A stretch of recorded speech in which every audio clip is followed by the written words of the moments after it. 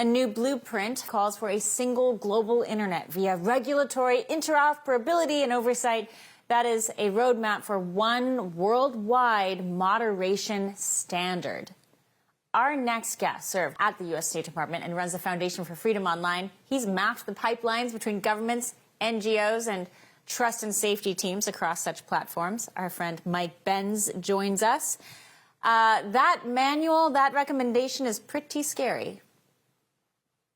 Well, it's funny because the Stanford Cyber Policy Center, which hosted Barack Obama's April 2022 speech on disinformation, greenlighting to all of the international allies and in-power regulatory authorities that it was now okay, full steam ahead, to have the government regulate mis and disinformation. It was hosted at the Stanford Cyber Policy Center, which itself hosted the Stanford Internet Observatory, which has now been shut down, but was the key lever for censorship of the 2020 presidential election in the United States, as well as for censorship of COVID-19.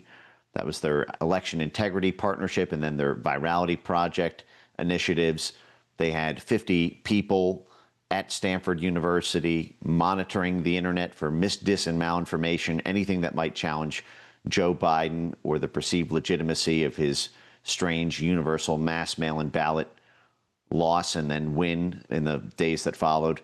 I had been trying to break into this conference, the one that Michael Schellenberger posted the receipts about. I believe it was a 2 or 3 day conference that Stanford had last month.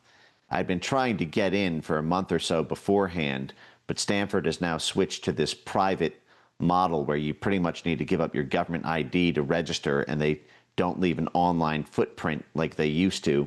They used to publish these videos and conferences on their YouTube account, but after all the flack that they caught, they now do this essentially in the shadows with funding from the Knight Foundation, which is a USAID partner to help the State Department and CIA flip elections overseas. They fund the Stanford Cyber Policy Center, which is effectively a joint baby of Michael McFaul, the Obama U.S. ambassador to Russia, and Francis Fukuyama, the architect of NATO expansion, from the State Department, the Rand Corporation, MITRE, the Council on Foreign Relations, etc. I want to note a few things about this Stanford Cyber Policy Center, which is one of the major global coordinating nodes for wrangling all of the cats. You can almost think of it the way that a border collie is, if you've ever seen them wrangle sheep so that they all go in the same direction and all head into the same barn.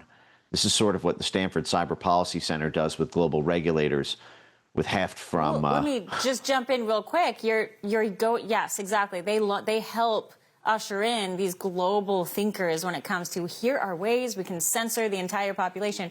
But not only that, Mike, you've been on this case a long time, and we were recently together in a documentary, God Complex, where we laid out kind of, this is the kind of entity that basically laundered the dirty work of U.S. government work. The U.S. government trying to censor American journalists and American people, American voters, and the way to get around some constitutional blockades for censoring the average member of public for just exercising their free speech is to pretty much launder them through these ivory tower research organizations like the Stanford group here. Yeah, I predicted this all a year ago. I did a video on my X feed. You can find it if you search for the term shadow diplomacy, where I predicted that Stanford University would coordinate with Europe and Brazil, the in-power government allies there, to wield the sort of government power that they could in power under the Biden administration. Mark my words, you are going to see an exodus from Tony Blinken's State Department, and they are going to go straight into civil society jobs at Brookings, at the Atlantic Council, at CSIS, at the Council on Foreign Relations, at the Penn Biden Center, at Stanford University. They are all going to get their little perches there, and they're going to take that residual influence, and they're going to be making back channel deals with NATO NATO, with the European Union, with the governments in Brazil, in Australia, and they are going to try to do that Brazil strategy that they were able to successfully do under Brazil, and to make it so that the only platforms that are allowed to have global dominance on social media are the ones who do not allow their political enemies to have a voice. And there will be a constant fight between the Trump administration's diplomatic efforts through the government and the blob's censorship diplomatic efforts in the shadow government. And this maps exactly, by the way, with Norm Eisen's 2025 Democracy Playbook plan. I'm going to, if you recall, at the Stanford Cyber Policy Center, plotting all of the government regulators from the Biden, Obama blobs in power governments with the EU, Brazil, and Australia, representatives and deputies from those governments and their digital regulatory offices meeting with Stanford to coordinate a global action plan for government censorship of populist voices. This is exactly what Norm Eisen called for in January 2025 when Trump was coming to power. Huge Obama ally. He was the White House ethics czar for Barack Obama, as well as a State Department ambassador for Obama. And what Norm Eisen wrote is that basically federal action is now uncertain because of the Trump administration taking power. But we should move to the state level to consider wielding our considerable regulatory power over tech companies and social media platforms at the U.S. state level, and then also find partners and allied regulators such as the EU, Brazil, and globally in 2025. And who is at the Stanford Cyber Policy Center? Representatives from the EU, Brazil, and globally, such as in Australia. This is all moving to the exact playbook. It's the same players, the same playbook. It is incredibly predictable, and it now falls to the White House and the State Department. This story is so important because it highlights a point that I think you have been making with a steady drumbeat sound out there on the internet.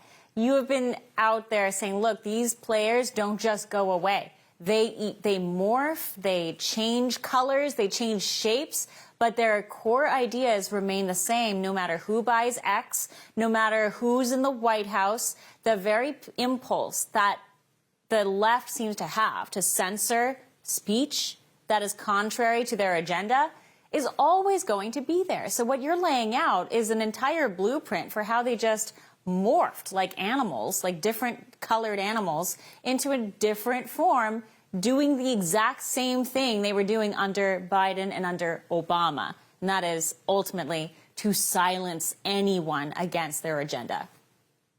Well, the motor engine of this is this revolving door. The networks stay together. When they lose an election, they move into the university centers and get paid through these foundations or the various monetary pass-throughs, all the different corporate sponsors. For example, if you go to the Stanford Cyber Policy Center, you'll see that the courtyard is sponsored by Bechtel, one of the major CIA contractors dating back to the 1950s.